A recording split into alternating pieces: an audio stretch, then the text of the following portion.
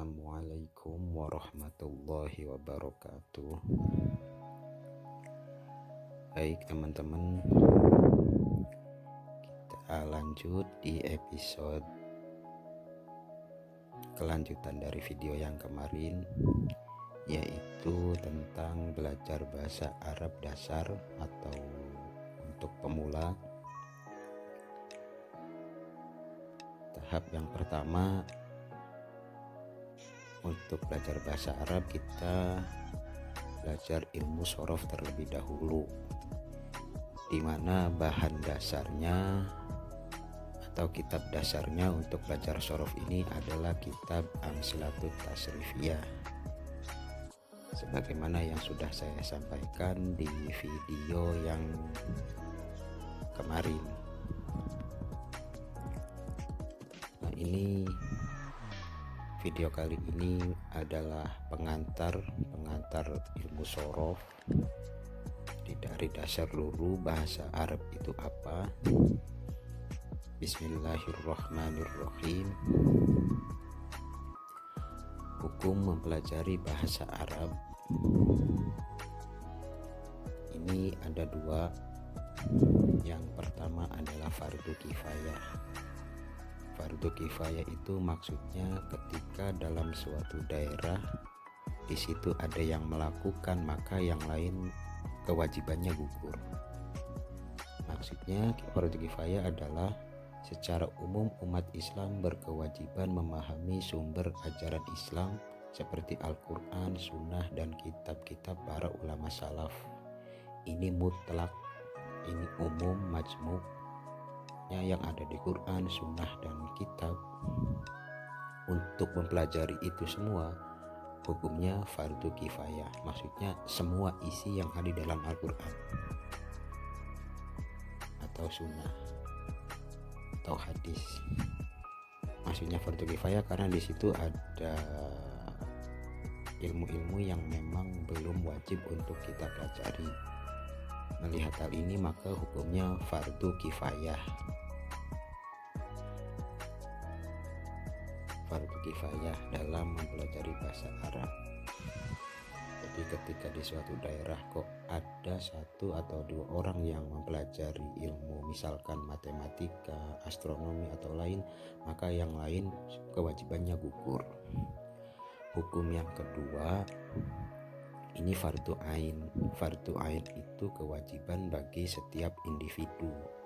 Setiap orang itu wajib mempelajari ilmu bahasa Arab. Kenapa? Karena setiap umat Islam wajib mempelajari bahasa Arab, khususnya yang menjadi syarat keabsahan ibadah wajib atau khaliyah yang sifatnya bersinggungan dengan kehidupan sehari-hari.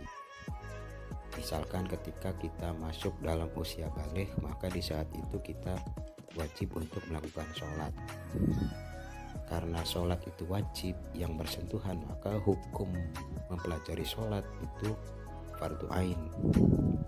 Kalau ilmu sholatnya itu berbahasa Arab, maka mempelajari bahasa Arabnya pun ikut wajib. Jadi dalam hal mempelajari ilmu sholat, wudhu, bersuci ataupun yang lainnya yang sifatnya haliyah, ketika ilmu-ilmu itu adanya dalam bahasa Arab, misalkan di Al-Quran, hadis, ataupun kitab, maka kita mempelajari ilmu bahasa Arab itu hukumnya wajib. Mengenai hukum ini ada satu ulama yang coba menjelaskan tentang hukum bahasa Arab sebagaimana yang diucapkan oleh Syekh Ibnu Taimiyah,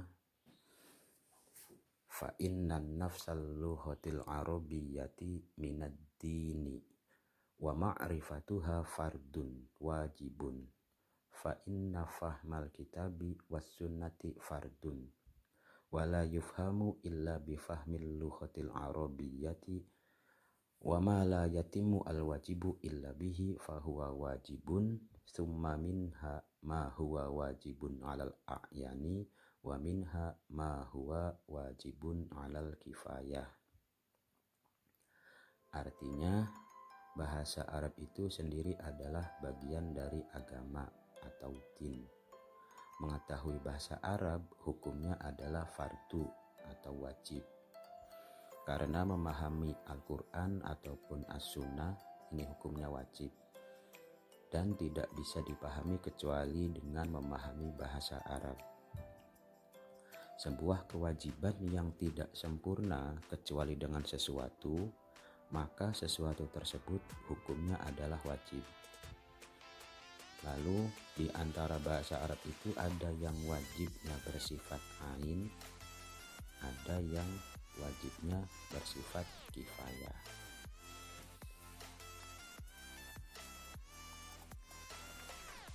Nah, setelah kita mengetahui tentang hukum bahasa Arab, kemudian kita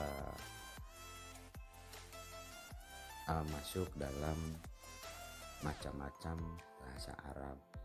Di dalam bahasa Arab itu ada 3 cabang, yakni ada ilmu nahwu, ada ilmu shorof, dan balagho.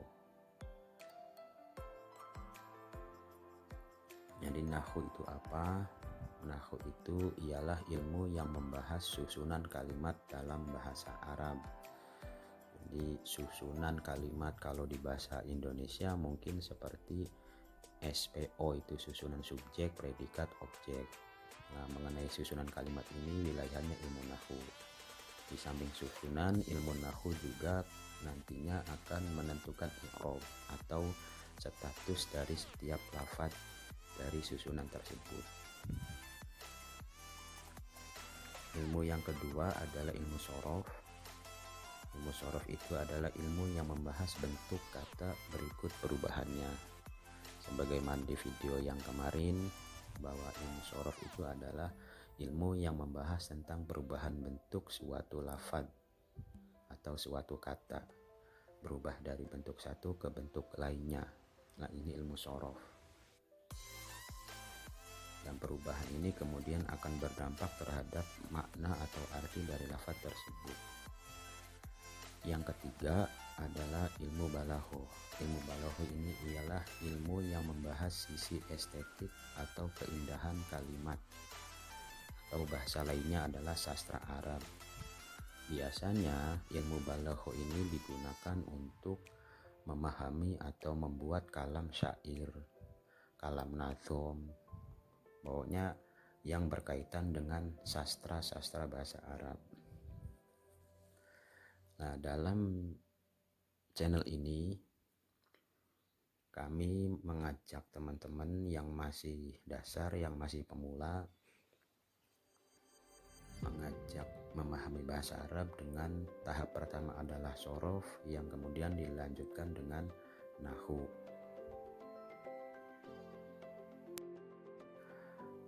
Maksudnya shorof dan nahwu ini karena sering digunakan untuk beberapa hal memahami bahasa Arab. Kalau balagho ini mungkin terlalu tinggi, jadi untuk dasar kita belajar nahwu dan shorof dulu. Cuman kalau dalam jalan ini nanti kami akan sampaikan terlebih dahulu adalah ilmu shorof. Setelah selesai shorof baru kemudian pindah ke nahwu. Nah, untuk itu sebagaimana video yang kemarin, di sini kami mengajak teman-teman untuk belajar dulu soal tasrif. Tasrif itu bagaimana cara bacanya. Ini saya contohkan di tabel. Jadi cara bacanya begini: fa'ala yaf'ulu fa'lan wa maf'alan fa'ilun maf'ulun uf'ul la taf'ul maf'alun maf'alun mif'alun nasoro yansuru nasron mansoron nasirun mansurun unsur la tansur mansorun mansorun minsorun. Di cara bacanya begitu. Nanti teman-teman silakan teliti, silakan pahami perubahannya bagaimana, harokatnya, sukunnya, dan panjang pendeknya ini tolong diperhatikan bahwa perubahan dalam bahasa Arab yang muncul di tabel ini ada 11 ya, 11 perubahan ini. Jadi teman-teman harus paham ini, harus hafal tentang perubahannya. Setelah teman-teman paham, kemudian langkah selanjutnya teman-teman memahami apa itu perbedaan dari setiap kalimat dengan cara mengetahui jenis atau nama dari sihot tersebut.